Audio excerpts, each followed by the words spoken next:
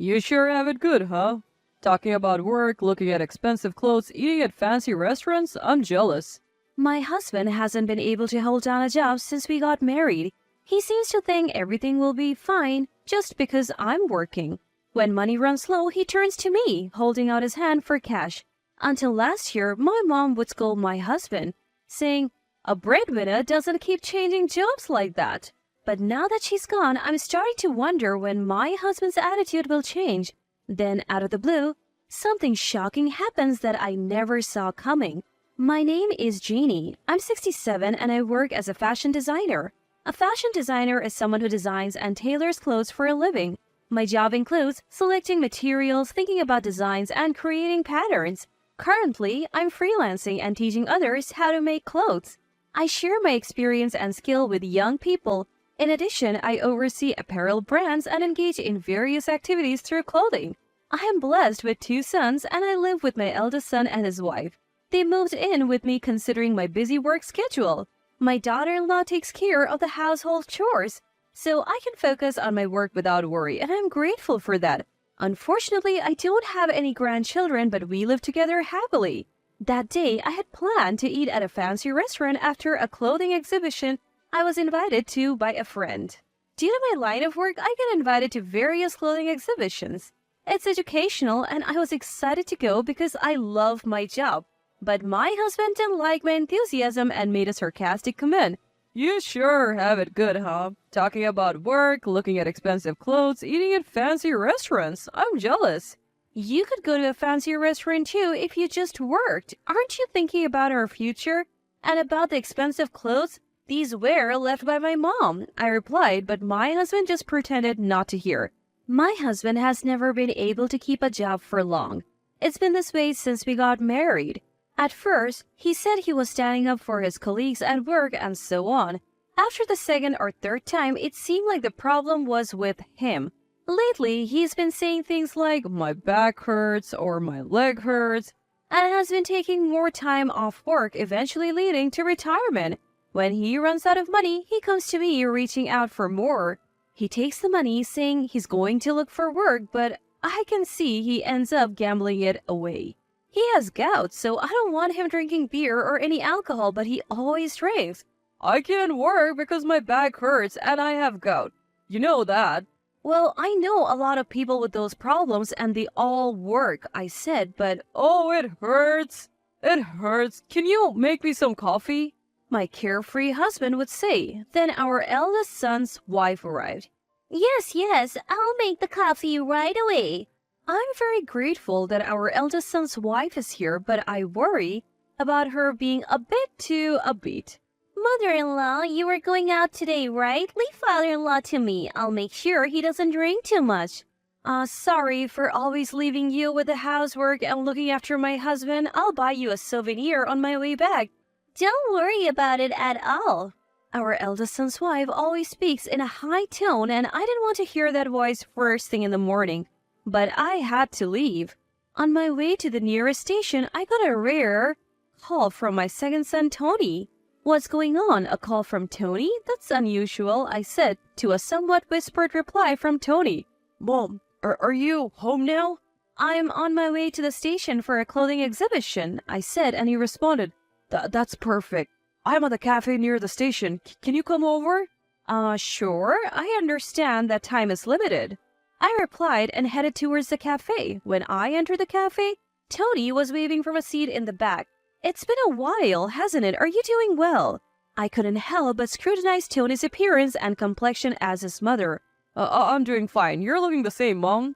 Yes, I'm fine. What's the sudden call for? I asked. Tony is my second son. When he married a woman older than him with a divorce history, he brought her home, but neither I nor my husband had a good impression on her. Since my husband opposed the marriage, Tony has been keeping his distance from our home. When I asked Tony later, he explained that his wife hadn't grown up with much family love and was shy and uncomfortable in public. She was the complete opposite of my oldest son's wife, I thought. I sometimes communicated with her over the phone or through messages. I hear from Tony too, but my husband keeps saying, "Get a divorce already." As a result, Tony and my husband haven't seen each other for about 2 years. That was the backdrop to Tony's sudden call, and I was shocked at what he told me next. Mila said she saw Dad and your daughter-in-law walking together. Well, isn't it possible they went out together? Your father's unemployed again, after all. He quit his job again? Dad? Tony's face showed his disbelief. If that's the case, it's even more likely that Dad and my sister-in-law might have been walking together, Tony said, adopting the pose of someone deep in thought. I mean, what's the big deal? Isn't it a case of mistaken identity? That's the thing. They didn't look like an ordinary parent and child. What do you mean they're not parent and child? As I tilt my head, Tony says, Mom, you're always so slow to catch on. Dad's having a fear, that's what it is. Tony's voice raises slightly before he quickly lowers it. No way, stop it. Someone must have mistaken him for someone else. That's just like Dad. I laugh, then announce it's time for me to head to the exhibition and leave the cafe for the station. Even after hearing Tony's story, I can't think of anything that would confirm it, but I'd be lying if I said I wasn't a little disturbed.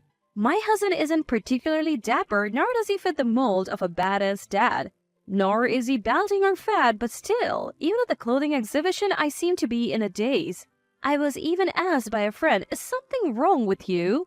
So when the exhibition ended, I asked my other friends to go ahead with the dinner at the upscale restaurant, and I decided to go back. I'm back. Silence in the house. I wonder if they're out, I think. Then my husband and daughter-in-law return, laughing happily. The moment they see me, they seem to distance themselves a little. Weren't you having dinner at the upscale restaurant? My husband asked, looking puzzled. Mother-in-law, are you feeling ill? Francesca seems to show concern, but her voice is still high-pitched. Yeah, a little. More importantly, where were the two of you when I asked? There was a brief moment when my husband and Francesca looked at each other. No, Francesca said she's never gambled before, so I thought it would be a good learning experience. Then Francesca hit the jackpot, so we just ate at a steakhouse. My husband spoke quickly. Francesca, was it really your first time gambling? I can't believe you won like that. It was true. Maybe the horse tickets father pig were just good, right? They both seemed to be enjoying their conversation when Francesca's husband, Lex, our eldest son, returned home. Apparently, he had overheard the conversation and was angry, saying, Dad, don't teach Francesca unnecessary things. What will you do if she becomes addicted to gambling? Seriously. I'm sorry, we won't go again. Francesca begged forgiveness with her hands together, but Lex seemed a bit upset. No wonder Lex was serious and didn't gamble or smoke. He only drank a little alcohol, and it was still a mystery why he had married Francesca. Was it because Francesca was beautiful? Well, that didn't matter. Here, Lex, I bought pizza for dinner. You're a boring and serious guy, he said, handing over the pizza. Then he staggered into the house, perhaps having had a bit to drink.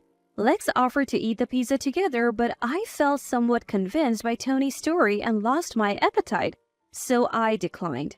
Lex also seemed concerned that something might be really wrong with me. A few days later, I was looking for one of Mom's keepsake garments. I noticed that there was one piece of clothing that I couldn't find. It was my favorite piece and I desperately wanted to wear it and go out, but I couldn't find it. As I searched around, my husband asked, What are you doing? You're making a lot of noise. I asked, Don't you know where Mom's keepsake garment like this is? My husband said, Clothes, aren't they all the same? And acted like he didn't know. That day, Lex, who was off from work, said, Grandma's dress? And helped me look for it, but in the end, we couldn't find it. Lex was raised with great affection by Mom, his grandmother. I think he must have been very lonely and sad when she passed away. He was a true grandma's boy after all. I was unsatisfied, unable to comprehend where I had put the dress, but time was short, so I decided to wear something else that day. My mom passed away last year from an illness, but she worked in fashion. My dad passed away in an accident when I was in high school. Mom managed to send me to technical college while working. With her career in fashion, she left me many dresses. She had many admirers and followers, and I am proud of my mom, who was loved by many.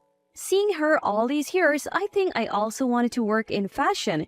If possible, I wanted to pass this job on to my son's wife, but my eldest son's wife seemed uninterested. The older dresses often have more value, and they don't look out of place even today. When you look at a dress, You can tell whether it's valuable or not. The dresses my grandmother wore were very carefully made. The mass-produced clothes of today may be flashy, but they are inferior in value. I'm doing my job with pride so as not to extinguish the wonderful culture of fashion. But even before we got married, my husband showed no interest at all. Our marriage was arranged, so it felt like a blind date. It seemed my mom had seen through my husband's lazy tendencies. I used to always complain about my husband and defend him. But looking back now, I wonder if he was really the one I should have married against my mom's objections. Then one day my husband said, I'm going out to look for work again. And he seemed to be leaving with a bag. I was suspicious and asked him what was in the bag. His behavior was strange and he only answered, It's none of your business. So when I forcibly grabbed the bag, the dress of my mom's that I couldn't find the other day came out. I was genuinely surprised and shouted, What is this all about? What are you planning to do with this dress? He responded defiantly, saying things like, You have plenty of dresses. It's okay to exchange one for money, isn't it? I was so dumbfounded or frustrated that I could only sigh. Anyway, this dress is a precious keepsake of my mom's and I will not sell it, I said, taking it back. My husband looked like he wanted to say something, but I quickly put the dress away in the closet. A dress that was like a treasure to me was just something to be exchanged for money to my husband. The thought made me profoundly sad, but I must be vigilant and leave no room for carelessness. I thought I might have to change to a locked chest and switched gears, telling Lex about the situation. Lex said, You should do that. Change it as soon as possible. And immediately referred me to a shop that sold locked closets. As I was moving the dresses into the newly acquired locked closet, I noticed that 2 dresses were missing. I probably thought my husband had taken them again, but I knew he would deny knowing anything if I asked. So I didn't pry. Instead, I had attached a recording device to the underside of the table. I wasn't really keen on the idea, but Tony persuaded me, so I reluctantly agreed to set it up. Then, to my surprise, there were voices on there that were far beyond what I had anticipated. Right after I left for work, I heard the sound of footsteps coming down the stairs, supposedly from my eldest son's wife. Then, Father-in-law, mother-in-law have put a lock on the closet. Can't steal clothes anymore, huh? Lex said he's going to refer someone to take care of it. Isn't Lex suspicious too? No way, he's just serious and a mama's boy who loves his mother. Lex is a mama's boy, huh? The sound of their laughter was recorded. After that, there were only sounds like my daughter-in-law starting the laundry or cleaning, and then the tape ended. I didn't prepare a new tape because I didn't want to hurt myself any further. However, I began to steadily prepare for divorce, agonizing over how to talk to Lex about it. Even though I said preparing for divorce, where to start? The house was all in my name too. Then several weeks later, I was invited to another clothing exhibition and decided to go. I told my husband and Francesca that I would have dinner as well, and I left the house. Being at home only made me think unnecessary thoughts, and I thought it would be a good diversion, so I left. I believe that my recent lack of appetite was probably because of overhearing that conversation, so this time I decided to go to the upscale restaurant that I had missed last time. Still, even though it was for work, having a meal with people who understood fashion was fun, and I was enjoying the time for the first time in a while. Getting lost in conversation, and perhaps because I had had a little drink, I couldn't help but vent my frustrations. I was embarrassed to discuss family matters, but I mentioned to a friend that my husband and eldest son's wife had been acting strangely.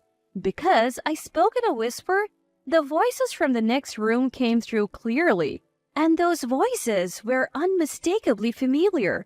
Could it be a coincidence that my husband and my eldest son's wife were in the room next door? Francesca's high-pitched voice was resonating. I thought about calling out to them, wondering if they were celebrating a gambling win again, but I overheard their conversation. The moment I heard it, I panicked and called the police. A friend nearby noticed my pale face and recorded the conversation on her cell phone. I couldn't stop trembling from what I heard, feeling as if I was about to lose control. A few minutes later, I heard the sirens of the police cars. Who is the woman requesting protection? I am. I managed to make my way to the entrance of the restaurant. The sirens caused a commotion inside the restaurant. Then my husband and Francesca emerged from the private room. You? What are you doing here? That's my line, isn't it? Is the protection request from your husband? No, it's my husband and this eldest son's wife. What happened, mother-in-law? I'm just here for dinner with your husband. She looked as if she had nothing to do with it. That's when my friend said I made sure to record it and played back the recording on her phone. It captured the nefarious scheming between my husband and Francesca. My husband had said he had quit his job, but in reality he was fired for embezzling company money, and he had been selling my clothes to pay the compensation. Moreover, the two of them were in a romantic relationship and they had been secretly poisoning me little by little. They were saying awful things about me and our eldest son. It was all so horrible. I just wanted to cover my ears. I became so frightened that I asked the police for protection. Even after hearing the recording, Francesca casually said, "Come on, mother-in-law, it's obviously a joke," and laughed. At that moment, I felt like I saw a hidden side of Francesca. You shouldn't bother the police with a family squabble, my husband added. With the recording alone, the police were scratching their heads when our eldest son, Lex, arrived. After I left the room and called the police, I had also contacted Lex and our second son.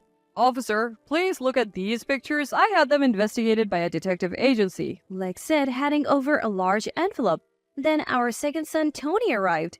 I helped too. Dad, what are you doing with Francesca? You're in no position to talk about my wife. Don't you think it's disgraceful? My husband was so shocked by Tony's direct confrontation that he couldn't say a word. Even in this chaotic situation, Francesca tried to play the victim, saying things like, "I was attacked by father-in-law one day." But our eldest son had apparently sent something and had been secretly investigating. Lex wouldn't even look at Francesca. Inside the envelope were several pieces of paper with the contents of the investigation along with photos of my husband and Francesca entering a hotel and my husband bringing my mom's clothes to a consignment shop. Furthermore, it was revealed that Francesca had been seducing a male pharmacist at the prescription pharmacy to get my husband's medication secretly. She had been mixing that medicine into my food. I didn't want to ask what kind of medicine it was, so I decided not to. But now I'm taking medication to relieve the symptoms caused by that drug, and I'm feeling much better. This became the irrefutable evidence. A beautiful young married woman sure attracts attention. Or is there no pride in being a pharmacist? I went to school for 6 years and my parents would be in tears. That's what crossed my mind. Once the evidence was gathered, husband and Francesca were arrested by the police right away and put into a patrol car. My eldest son, second son, and I were told by the police that there was a statement, so we followed later and we apologized to the store for causing a commotion. I felt relieved, but at the same time, all my strength was gone and I was supported by my son. Husband and Francesca were not only charged with attempted murder against me and theft of my clothes, but husband was also accused of embezzlement from his previous company, so they will be in jail for a while. When they were released, I had already filed for divorce and he has no home to return to. This is truly self-inflicted. My eldest son also went through divorce procedures with Francesca. She apologized a lot, but he firmly told her that they could never start over and the divorce was finalized. It turned out that Francesca had a criminal record, having been arrested for prostitution in the past. Of course, Lex married her without knowing anything about it. Francesca had caused a lot of trouble for her relatives in this matter and her parents left money as an apology, but we accepted only half of it. I thought it would lighten the burden on Francesca's parents a bit. Lex seems quite unfazed and is talking about looking for a new girlfriend. There are many good girls among my juniors, so I'm thinking of introducing them once things settle down, but he's such a serious eldest son. My second son, who couldn't visit home until now, has been coming with his wife lately and I can tell they're worried about me. Furthermore, my second son's wife is 5 months pregnant with a baby. It's nearing the stable period of pregnancy. The thought of seeing my grandchild's face is incredibly exciting. It feels like a dream. Since my younger son's wife doesn't have her family home, I'm more and more keen on acting as a true parent. I have the room, so I'm also proposing that they move in with me. Mila, my younger son's wife, is interested in fashion, so after she gives birth, I'm secretly hoping she'll help me as my assistant in my work.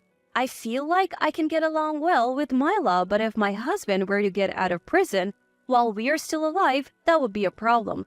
Lately, I've been thinking about selling this house and living at a comfortable distance in a condominium if that were to happen. This house is filled with Mom's memories, so I intend to live here for a while longer. I may not have been blessed with my husband, but I can say I have been blessed with my sons. I'm also thankful to the friend who recorded the wicked plot of my husband and Francesca. They continue to be a support to me, and I'm planning to go on a trip soon. Also, Mom's keepsake clothes, which the police had kept as evidence, have returned from the vendor. I feel like Mom has been protecting me. From now on, I want to focus only on being happy and taking good care of myself.